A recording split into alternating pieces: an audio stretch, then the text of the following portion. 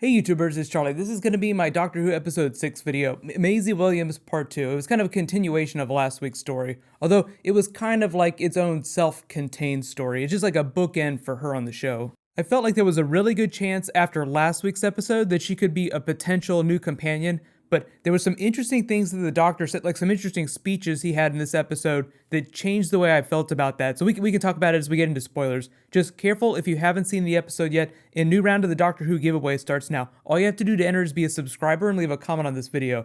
Starting with number 5, Maisie Williams is the Nightmare Child, and she and the Doctor both try to rob the same carriage without realizing it.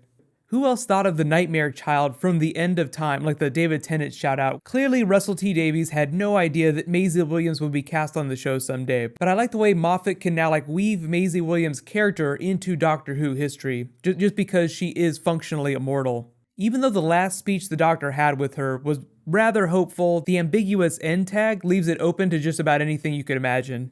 But I really like the energy in this opening scene, just the comedy of the Doctor robbing the stagecoach and then not realizing that someone else was robbing at the same time. I do believe there's a robbery happening right now. Sometimes it's hard to tell when the Doctor just doesn't care enough to pay attention to what's going on around him and when he's purposefully acting stupid.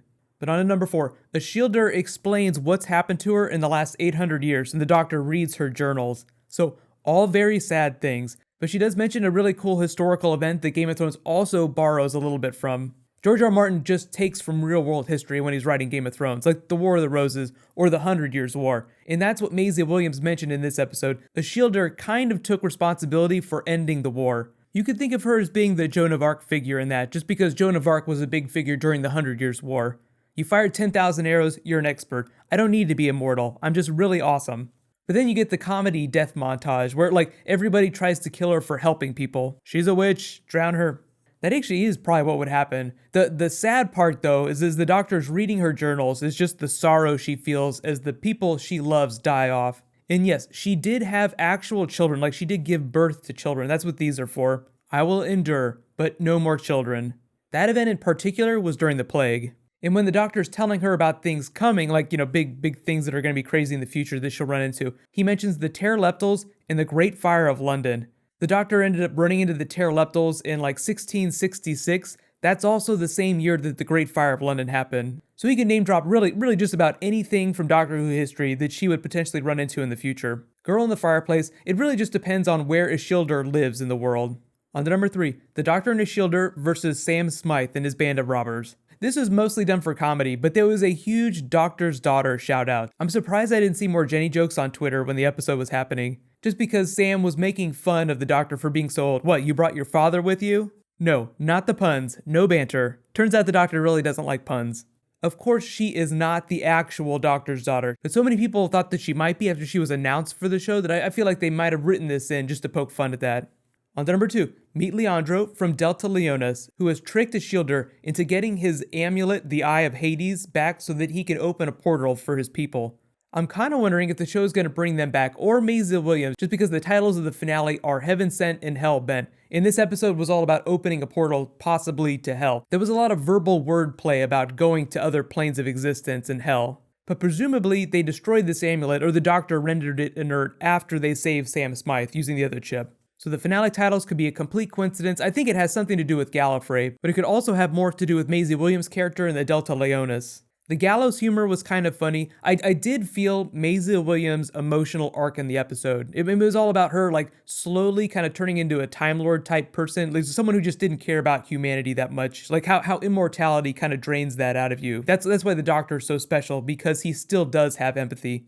You could make a lot of Time Lord references to Maisie Williams' character, but Time Lords act a little more superior. She was just kind of burnt out on Earth. She's just I'm bored. I want out of here. I want something exciting. I want to feel something again. But finally, onto my number 1 WTF moment. Ishildur is going to keep her eyes on the Doctor, and she shows up in one of Clara's photos in present day. So regardless of what you think about the emotional arc in the episode, whether or not it landed with you or you like the other characters, I feel like they ended things on a really good note. It's just very, very ambiguous in that Maisie Williams can totally come back, but they could also just kind of write her off into the distance. I think a lot of it just depends on scheduling and contracts and stuff like that. But the energy between her and the Doctor is really interesting because she's like, it's your friends you need to watch out for.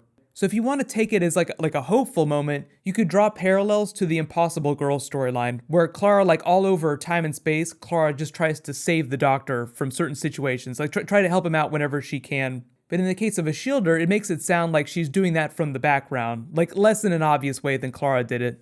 Like, I'm standing here in the background, just keeping an eye on things, making sure everything's okay. But just to talk about Maisie Williams potentially being the next companion, I felt like that final scene with the Doctor threw a lot of water on that theory. Just in being that the Doctor was saying people like us need to surround ourselves with normal people so that they don't lose their connection to humanity. So I felt like that's the show, like the writers and Moffat just saying that no, Maisie Williams isn't going to be the next companion, but she will come back because she's immortal. She'll be like Captain Jack, who also got a big shout out in that speech. A shielder spent the whole episode just like throwing in the Doctor's face, I'm waiting for you to take you with me. Why don't you take you with me? And he says, because it won't end well. If you ever forget how things like that end, just look at the face of Bo. Poor Captain Jack. But if they were able to leech Jack's immortality out during Torchwood, then I'm supposed that you could think that it's possible for a shielder to die too. She says that in the episode too, like hopefully he'll kill me quickly. But you always do kind of wonder, like, because when you see the face of Bo, you're like, well, clearly he has his immortality back, so he doesn't end up dying. Those are just inconsistencies in the timeline that future showrunners will have to step around. But let me know, what was your favorite moment from the episode? And like, just after watching that final speech with the Doctor and the end tag with Maisie Williams, do you think that she has a chance of being the next companion? Or do you think that that whole speech was about her not being the next companion? I loved her in the episode. Like, I love Maisie Williams in Doctor Who. It's an interesting character that you could weave into Doctor Who in a bigger way if she ever does want to come back. I almost feel like she's a little too famous to be the companion. Usually they pick someone that's a little bit more of an up-and-comer, and she's kind of already relatively well established thanks to Game of Thrones and some of the film work that she's done. As for the spin-off series, I would say that she's also fair game to show up on that too, but that feels like it's going to be smaller than the main show, so I'm not expecting to see her on that Monster Hunter spin-off that they're developing. So if there are any other Easter eggs in the episode that you saw that I didn't mention, like, 100 Years War, Doctor's Daughter, Pteroleptals, just be sure to add them in the comments below. Next week's episode is like the beginning of the Zygon episode. I believe that's also a two-parter, and it's the return of Osgood. I think we're feeling like it might be Zygon Osgood because they're billing it as a Zygon revolution. So like something is going on in Zygon culture on Earth. Congratulations to this week's giveaway winner, Beowulf Adrenor. You win a $20 Amazon gift card. Be sure to private message me on the back end of my channel so I can get your contact info. So what I'm going to do next is tonight I'm going to try and get my Gotham video out. Tomorrow will be relatively normal, just, Game of Thrones, Walking Dead later that night. So be sure to subscribe to get everything. We can debate the future of Maisie Williams in the comments. Really hope that she comes back soon. Small chance that she might even show up before the end of the year, but I feel like this was kind of intended to be a bookend to her time on Doctor Who, this episode in particular. Just in case you haven't seen it, in related Doctor Who news, David Tennant in the Jessica Jones trailer. You can click here to watch that. He is super creeptastic. And you can click here for the Star Wars Episode 7 trailer. Thank you so much for watching, everybody. Let's high five. I'll see you guys tonight.